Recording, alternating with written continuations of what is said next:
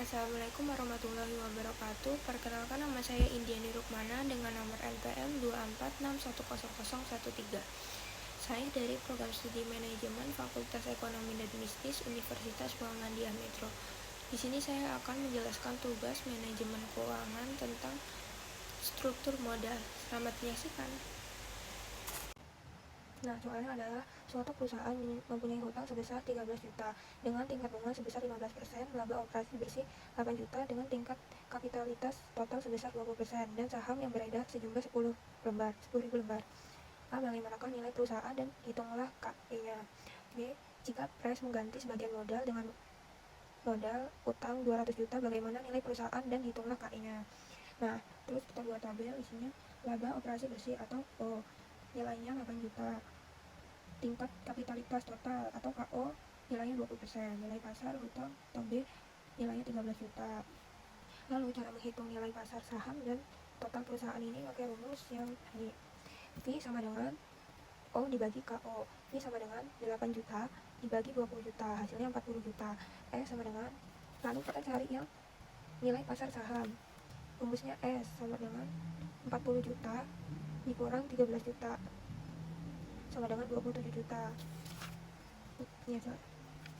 Lalu laba pemegang saham, rumusnya E sama dengan O dikurang I. O 8 juta dikurang 15% dikali 13 juta, hasilnya 6.050.000.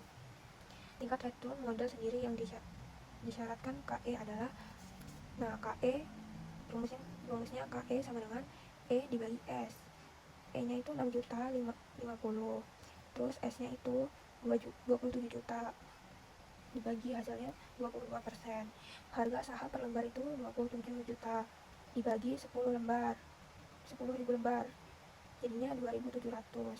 Jika perusahaan sebagian modal sahamnya dengan modal hutang sebesar 13 juta, sehingga diperlukan saham sebanyak 13 juta dibagi 2.700, hasilnya 4.814 lembar saham untuk mendapatkan hutang tersebut. Sehingga jumlah saham yang beredar berkurang menjadi 10.000 dikurang 4.814, hasilnya 5.186 lembar saham. B. Jika hutang menjadi 200 juta, keterangannya laba operasi bersih 8 juta, tingkat kapitalitas total atau KO 20%, nilai pasar hutang atau B minus 160. Nah, ini hitungnya di sini. V sama dengan 0 dibagi K0 sama dengan V sama dengan 8 juta dibagi 20%, hasilnya 40 juta tetap berarti. Lalu mencari nilai pasar hutang. V sama dengan B ditambah S. B sama dengan V dikurang S. B sama dengan 40 juta dikurang 200 juta, hasilnya minus 160 juta. Nilai saham jadi negatif atau over hutang. Laba pemegang saham, E sama dengan O dikurang I sama dengan 8 juta dikurang 15% dikali min 160 juta, hasilnya 32 juta. Tingkat return modal sendiri KE. KE sama dengan rumusnya E dibagi S sama dengan 32 juta dibagi 200 juta, hasilnya 16%. Lalu harga saham per lembar 200 juta dibagi 5.186, hasilnya 38.565.